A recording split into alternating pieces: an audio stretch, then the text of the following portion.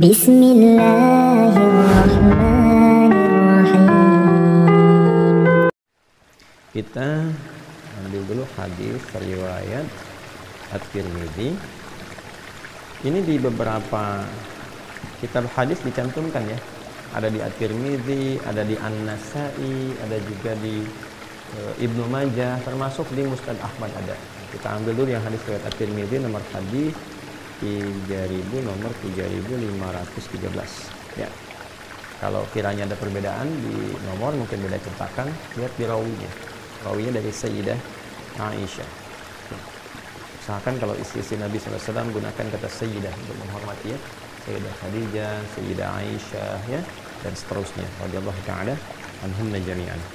Ini Sayyidah Aisyah radhiyallahu taala anha ya.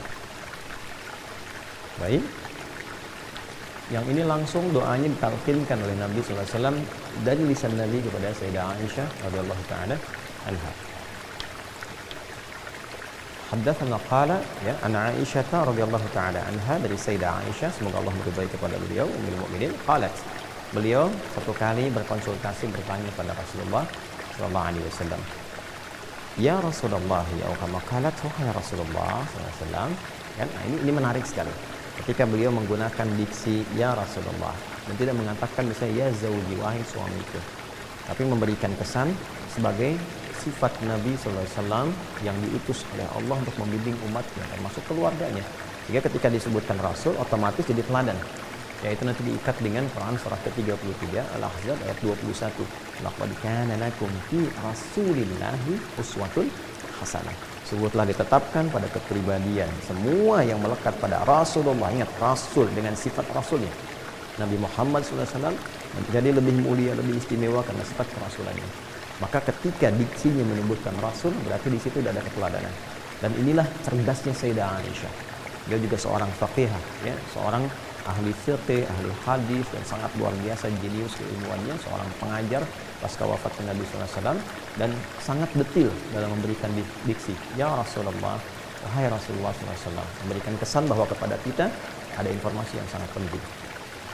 Ara'aita in alimtu ayya lailatul qadri ma aqulu fiha.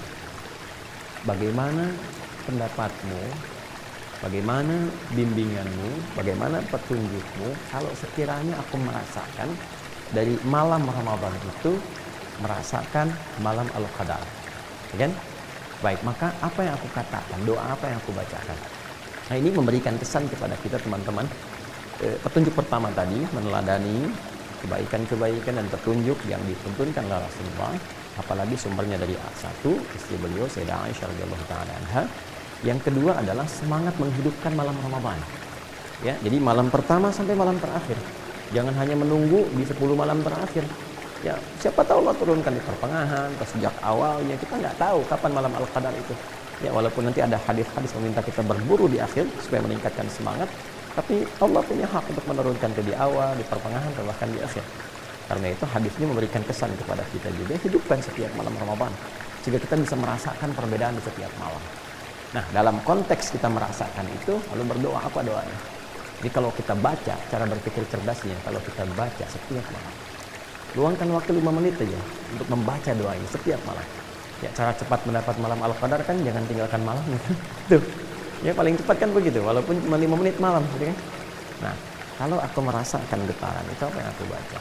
Jadi, ini doa khusus di malam Ramadan, dan para ulama biasanya menempatkan doa ini di jeda-jeda tarawih. Jadi begitu 2 rakaat selesai, atau yang pakai 4 rakaat, 4 rakaat selesai, jeda dulu. Tenangkan dulu sampai hati merasakan ketenangan. Makanya disebut dengan tarwihah, jamaknya tarawih. Ada jeda yang menenangkan kepada jiwa. Ya, apa yang dibaca? Kata Nabi, quli, ya, maka katakanlah, berdoalah. Nah, ini doanya ya. Tuliskan Allahumma innaka afuwun tuhibbul afwa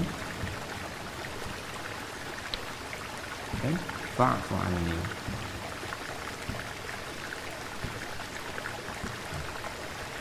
Ya. Di riwayat lain saya kasih kurung, ini ada tambahan karim.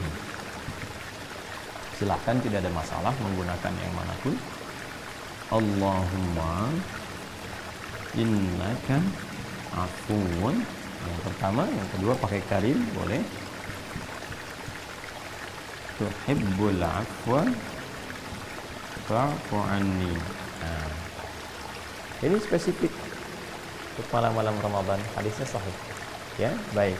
Allahumma, ya Allah. Saya pernah sering kali bahas, kalau Allahumma itu adalah kalimat ya Allah yang disatukan, menunjukkan pada ketundukan, ketawaduan dan penuh harap. Jadi kalau menggunakan kata Allahumma, ada ketawaduan di dalamnya, ada penuh harapan, kan? Kemudian innaka, sungguh engkau, afuwun, maha pemaaf, karimun, maha mulia, tuhibbul afwa, engkau mencintai segala bentuk pemaafan. Wah, ini dalam sekali kalau kita ngerti bahasa Arab, itu dalam sekali. Jadi kita seakan membalikkan itu kan, meminta dengan sifat yang mulia nih. Ya Allah, engkau kan yang maha pemaaf, engkau yang melekatkan sifat itu padamu, engkau yang mencintai semua bentuk pemaafan, kan? Fa'fu anni, aku mengakui deh saat ini aku merasa banyak salah, aku telah berbuat banyak kesalahan, maka ya Allah, kan? Fa'fu anni, mohon maafkan aku, ampuni dosaku, kuburkan kesalahanku. Ya, ini pakai fa, berharap minta disegerakan gitu kan, ya disegerakan, mohon ya Allah, mohon berkenan Kau maafkan aku, ampuni aku, sayangi aku, kuburkan kesalahanku. Itu Masya Allah kalau benar kita mengucapkannya dengan getaran jiwa kita, merasakan kehusuan dalam meminta, itu yang dimaksudkan hadis ghufira lahu ma taqaddama min dzambi. Ya, boleh jadi itulah wasilah yang mengantarkan kita pada ampunan Allah dari semua dosa-dosa. Ya, semua. Ya, jika benar memintanya. Tentu ini kan ini kalimat taubat.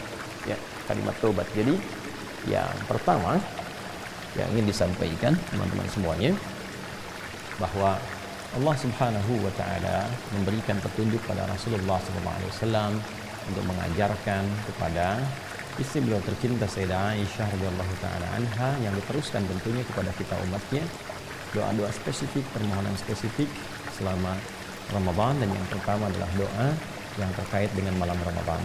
Nah, teknisnya saya persingkat, doa ini dibacakan di sela-sela sholat tarawih, kan?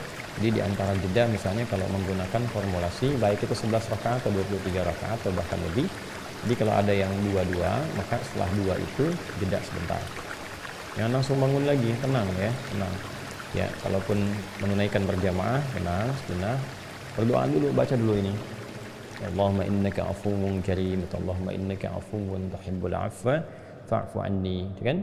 Nah, kalau sekiranya untuk banyak, ganti kepada nak saja. Allahumma innaka afuwun, Allahumma innaka afuwun karim tuhibbul afwa fa'fu anna. Jadi ya. Kalau untuk jamak demikian.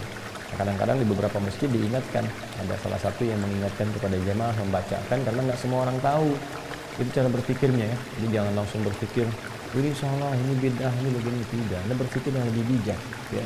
Berpikir yang lebih bijak. Kalau sudah pada tahu ya tinggal dipraktekkan. Kalau di masjidnya sudah pada tahu, ya silahkan masing-masing. Tapi beberapa masjid ada yang belum mengerti. Makanya ulama kita dulu nggak banyak teori, dibimbing langsung di lisannya untuk kita lakukan, disampaikan.